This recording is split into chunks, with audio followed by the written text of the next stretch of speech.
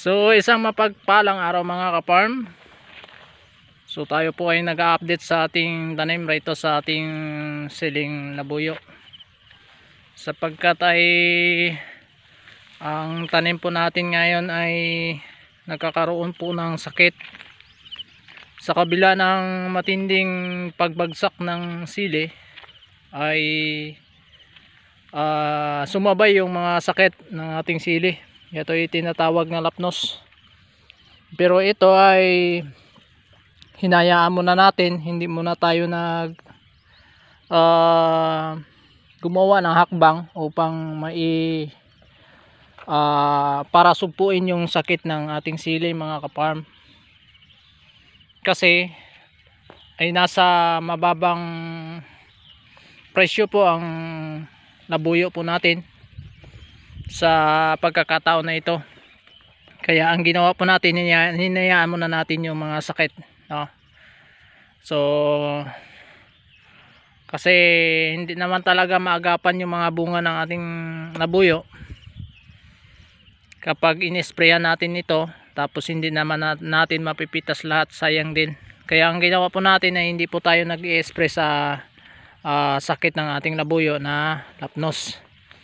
Ay ito ay natural lang talaga mga ka-farm na dadaan sa ating tanim kapag ang tanim po natin ay medyo matagal na, tapos tinigilan natin ng pang-spray na mga magandang pang-spray. So yun ang pagkakataon para ay tumigil, kumbaga ay yung papasukin siya ng sakit.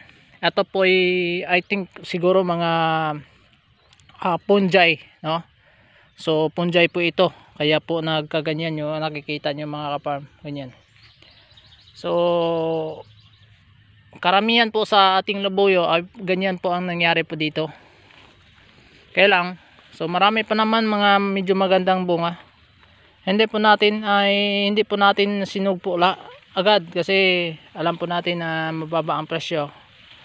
Ay sayang naman kapag gumanda lahat yung bunga ng ating sili tapos ay hindi naman mapipitas dahil po ay napakababa ang presyo ngayon. So kadalasan sa mga portion makikita natin ito, yan. So kung darating ang araw na umakyat to ang ating labuyo, umakyat yung presyo, at saka tayo nito, no? Halimbawa ay kunting-kunti siya, ay padandahan yung pag-angat niya sa presyo, saka tayo mag-apply ng pang-prevent sa lapnos. Yun po mga ka-farm. So medyo matagal-tagal din tayo na hindi nakapag-update sa ating mga tanim rito. Kaya pasensyaan nyo na po ako na hindi po tayo nakapag-upload ng mga videos po sa wala tayong napaka-importante or mga formative videos na dapat i-upload dito sa ating channel. Kaya ito yung update natin ngayon mula dito sa ating farming. So more on lang po tayo, ay nag-check lang po tayo sa ating labuyo. So sa ngayon, as I said, na hindi po tayo nagpa-prevent sa sakit na lapnos. Sani po sa napakamura ang presyo ng labuyo, kaya hindi po tayo hinayaan natin na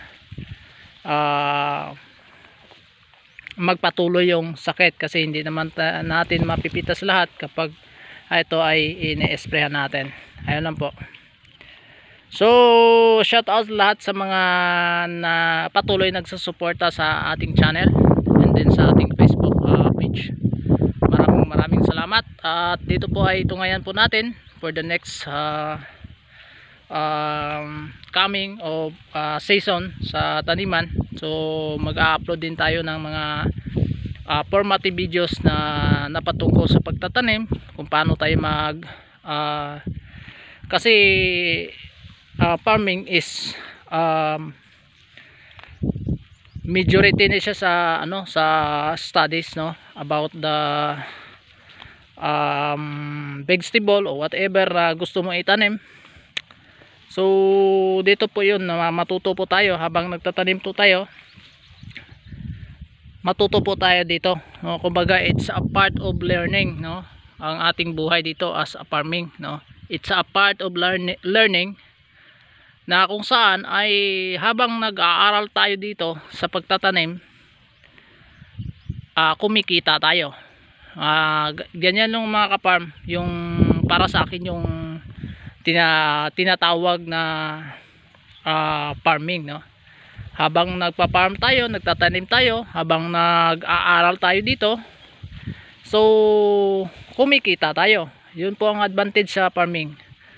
So yun lang po ang masasabi ko sa patungkol po sa pagpa-farm, no. Kung ano ang meron sa'yo na kaalaman mo sa pagtatanim, kung alam mo na kikita ka, ka-farm, kikita ka at pwede mong maging kabuhayan, ituloy mo lang, no. At huwag kang palipat-lipat, no. Kung ano yung nakasanayan mo at alam mo na pwedeng umangat o umangat yung pangkabuhayan mo, so ituloy mo lang yan. Kasi alam ko na may mapatunguhan talaga ang mga plano mo. Kaya isa sa mga payo ko sa mga nagtatanim o kaya nagpa-farm, no, tuloy lang yon ang pag-aaral patungkol sa ating mga tanim, no. Kasi more on years, no, sa ating pagtatanim, more on knowledge na makukuha natin.